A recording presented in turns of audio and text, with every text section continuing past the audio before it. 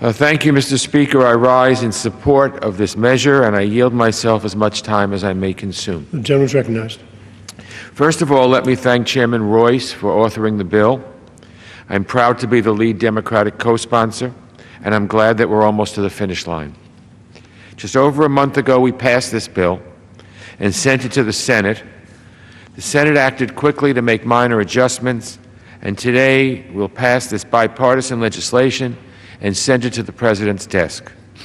This process is a great example of what we can accomplish when we work in a bipartisan way to advance American security.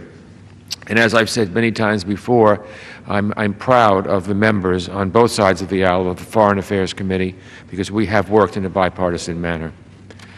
I would caution all members about leveling political charges when it comes to North Korea. I'm reminded of the old adage that people who live in glass houses shouldn't throw stones. We all know North Korea is a problem, but let's not kid ourselves.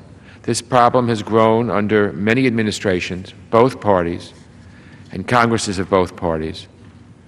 So when we talk about how we got here, we need to really focus in a bipartisan manner. That's what we're trying to do. Because the Kim regime is dangerous.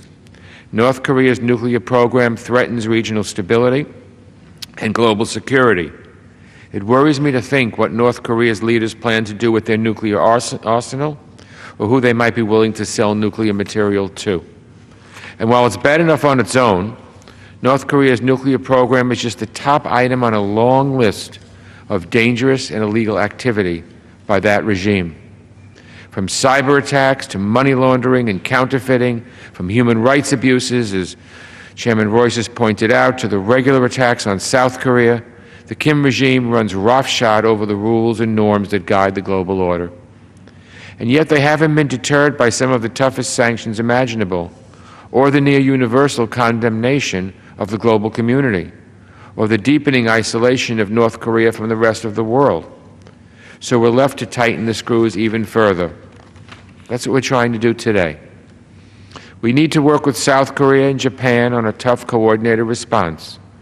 We need to take every opportunity to collaborate on this issue with the Chinese, who wield considerable influence over North Korea. And we need to dial up our own sanctions and toughen sanctions enforcement, and that's exactly what this bill does. North Korea is always looking for ways to get around our sanctions. The sanctions in this bill would focus especially on North Korean elites who conduct shady transactions with shell corporations, then cover up the money trail. In Pyongyang, the capital, these cronies of the Kim regime pocket the cash while the rest of the North Korean people suffer. I've been to North Korea twice, and it's just sickening that the regime and its friends profit from these crimes while the rest of the country is literally starving. On that point, this bill includes important exceptions for the humanitarian aid that benefits the North Korean people. Our anger is not with the people of North Korea. In fact, the United States does a great deal to provide aid to this oppressed population. But they deserve better from their leaders. That's why we should send this bill to the President, and that's why we should continue to make North Korea a top foreign policy priority. You know, the Kim family has ruled North Korea for many, many, many years, and Kim Jong-un seems to be the worst of the lot.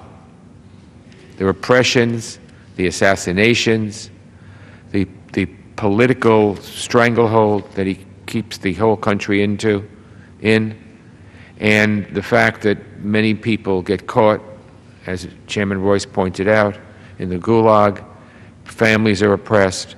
It's just a nightmare of horrors. So the North Korean people deserve better from their leaders, and that's why we should send this bill to the President, and why we should continue to make North Korea a top foreign policy priority. So I'm proud to support this bill. I'm proud to be the lead Democrat on the bill, and I urge my colleagues to do the same. I reserve the balance of my time. Gentleman from New York reserves. Gentleman from California.